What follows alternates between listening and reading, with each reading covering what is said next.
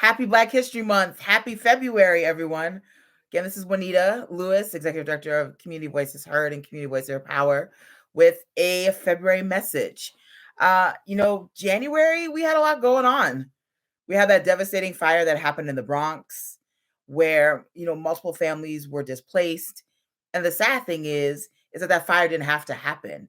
It only happened because there was lack of accountability with the building owners and making sure that there was adequate heat. And sadly, until this day, no one has been held accountable for it. And then we saw the eviction moratorium not pass, right? It wasn't extended. And there hasn't been any type of remedy to that to make sure that we protect the families that are at risk for eviction. Governor Hochul and leaders of our state legislature have been going back and forth, but nothing has been presented to protect these families. So, we're still fighting for better housing policy, like Good Cause, to be there. And then we've been seeing everything happening in DC with voting rights being under attack and it coming under such scrutiny and not being upset, right, with senators, not our New York State senators, because they've been fighting the fight, right? But to watch senators not want to stand up for the rights of those to vote by simply making sure that we have fair rules.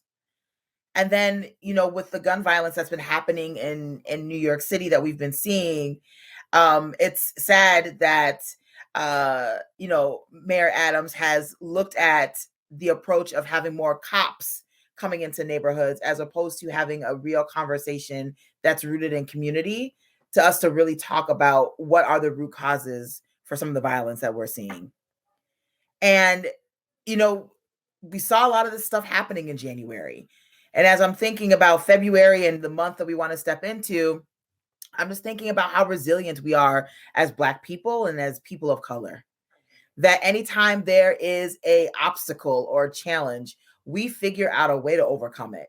We've done it when it comes to fighting for our rights and marching in streets and fighting for better policies and, being able to express ourselves through the arts to talk about the situations that are happening as a way of being resilient and a way of us bouncing back.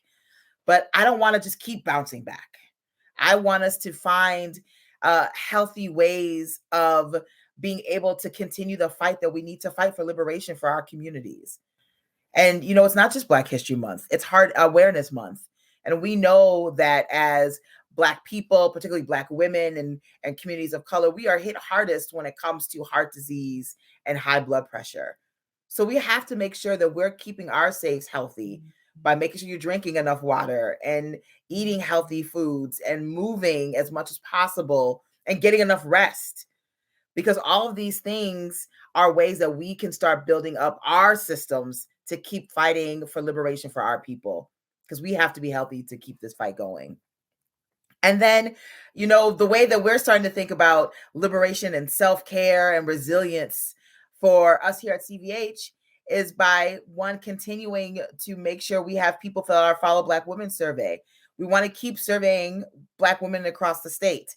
And we want to be able to get all 5,000 of our surveys by the end of this month. So February 28th is the deadline to fill out our survey. You're going to be hearing more about it. And then we're going to be launching our voter education project and our voter education program, right? Because we have to make sure that we're not only just registering people to vote, but that we're moving people into action, all the way from holding elected officials accountable to understanding the system that we're in and how we want to see changes that benefit our people. So be a part of our voter education program. You'll hear more about it. And then starting in a few weeks, we're going to be going door to door across the 5 boroughs and in our chapters and up in the Hudson Valley to re-engage with so many of you that we haven't been able to see and touch because of the pandemic. So we're going to be talking to you about what's happening in your communities. What do you want to see better? What do you want to see more of? And being able to bring that to elected officials and decision makers so we can see those real changes in our communities. That's what resilience is looking like for me. That it's not just merely surviving and what's happening, but we are putting together a plan of action that not only are we wanting to implement this plan, but we're also making sure we're taking care of ourselves in order to make this plan a reality.